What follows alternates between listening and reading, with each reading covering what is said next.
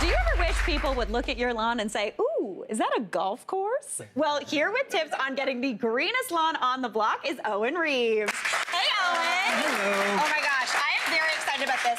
Aaron, you've met Aaron. He, my husband, loves lawn care. He calls it Lawn Con and names it a different year. So Lawn Con 2024, here we come. He's going to be set this year. Wait for the best lawn ever. Okay, I'm very excited. Okay, so you wanted to start off with kind of prepping your lawn for the best kind of season. So you wanted to talk about raking and also re-edging our garden beds. That is right. So the cleanup is the first step. And I will say, things are getting warmer, but if your lawn's still squishy, if it's making those noises when you walk on it, too early. That's not good. It's compressing the soil and the roots of the grass. Okay. So wait till it firms up a little bit. But then once it is, the first step is raking. So we're gonna pull out the dead thatch. So it's the old dead grass from there. Leaves, I mean, garbage. There's always garbage in my lawn. Same. Where does it come from? It's not mine. It just blows in over the winter. Yeah. But get all that out of there. You want to expose the surface of the soil. And obviously a lot of that is just compost. So you can compost that or put it out with your yard waste. Springback rakes are my favorite for that. That's what this style is called, with the metal tines. And you can see it's got these hooks to the tines. So that's going to really get in there and do a good job of pulling the thatch out, which can be a little bit tricky. So something like this will work really well. And I actually like that it's not gigantic. You can be a little bit more precise and also use this in the garden. So that's a nice plus. Okay, right on. And then, yes, you said re-edging. This is tricky stuff. I feel like re-edging is tricky. It is you get used to it, a little bit of practice and you'll be good.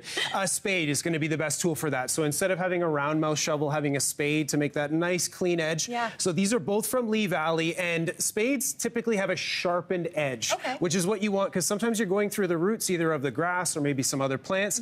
It makes it a little bit easier. What I like about this is it has some weight as well. Oh, yeah. Right? So it's going to do half the dig. That's it. The tool is doing part of the work for you. And so this is something you do maybe as often as you want. Some people do it a lot. But I would say for sure in the spring, maybe 2 or 3 more times over the course of the season. And you should be good to have that nice separation so your garden doesn't become your lawn and vice versa. You want to make sure you do that. Okay, perfect. And then once we've got all of that done, what are we moving on to? Overseeding. So this to me is the most important step of the whole season. Overseeding, more important than fertilizing, because we're putting more grass plants into the lawn. That's a good thing. So not just improving the health of the ones that are there, making new ones. And top dressing, so this is putting a thin layer of soil on top, is kind of essential. If you just chuck grass seed onto the lawn, it's probably not going to work too well. So bagged soil, I really like using for this purpose because it doesn't have weeds. That's the main thing. You're not actually introducing more weeds into your lawn. So this is sterilized. Bulk soil, typically, you're going to get weeds. So if you have a big yard, you kind of need to use bulk because it's too expensive to do it this way. But for most people, this is going to be the way to go. Use lawn soil. We have this one from Scott's. This is available at Canadian Tire. Very thin layer. Like, this bag goes way further than you think it does.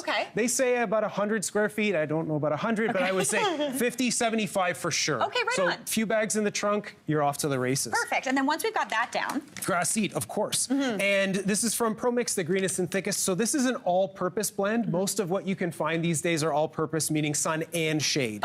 So this is going to work basically everywhere. And also make sure you do soil first, seed second. That's a common mistake. You don't do seed first and then soil. So grass is like opposite from flowers. You don't want to cover it. You want the soil underneath? That seed basically just wants to be on the top of the soil, And if you have a shadier area, you either need to use more of this or buy a shade-specific mix, because most of the seed in this will not work well in the shade, if at all. So put it down heavier in the shade or get a shade mix. That's a really important step. And that's available at Rona, the ProMix seed. Fantastic. Now, once we've got our seed down, you were saying this is maybe more important than fertilizing, but fertilizing is still important. Absolutely. So what are we doing? So we're going to start with an organic fertilizer, and this is literally hen manure that this is made from. I know, not the most pleasant to think about necessarily. I don't like that they put it in an orange juice container.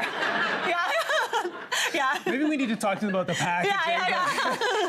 But it's recyclable, so that's a plus. That's great. So this is 100% organic, and organic fertilizers, what you need to remember is that they work slower.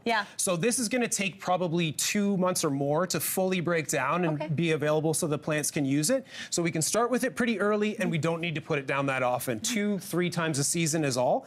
And also, you can use this in the gardens, which is a nice plus. So one product for your whole yard. You got a small yard, makes things a little bit easier. And if you're doing organic gardening, this is a great, great product. Very easy to use. Also deters squirrels, if that's a problem for you. I know, nice bonus, right? I like that. Okay, and then we got one here. This won't deter squirrels. Okay. But, from Scott's, we have the Turf Builder. This is what we call a synthetic fertilizer. So this has a lot more juice. Okay. So when we look at the analysis, this is 532 on this. That's the percentage of nitrogen, phosphorus, potassium. This is 3204. Oh, wow, So it's got a lot more juice, and what that means is it's going to work a lot faster. It's going to encourage a lot more growth, but it doesn't last as long. So we need to do this more frequently than our organic. Okay. So whichever you'd prefer, they both work really well. Just keep in mind, organic less often, synthetic more often to get the best results. Okay, fantastic. Now, once we've got that lawn down, it's looking great. It's looking so good. It's so happy it's growing. It definitely will. 100%. What do we do next? I got to go around this, baby. Yeah, so this is the main thing that people think about when they think about lawn care is mowing the lawn. So if you are in the market for a lawnmower, I would say for almost any homeowner these days, battery-operated electric is the way to go. Okay. The technology is improving all the time. It's really, really good now, and we're at the point where for an urban yard, a suburban yard, something like this is almost definitely going to do the job for you. So we have the Craftsman mower here, and what's handy about this is the battery packs, if I can get them undone. There you go. These work with your power tools as well, which is a huge plus. So if you've got a drill, if you've got a saw, this works with that too. Nice. So you don't need 10 different batteries or whatever. And then 10 different battery chargers either. Exactly. Yeah. And the run time is going to be about an hour on this. There's not many people that are mowing the lawn for more than an hour. No.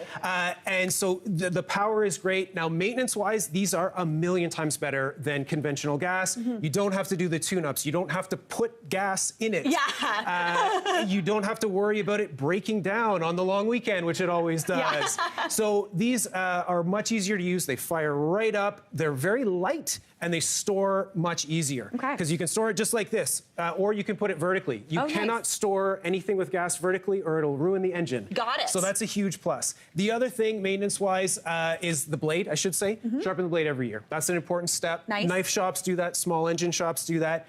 And then the other thing is leave your grass higher. This is my #1 advice for everybody these days.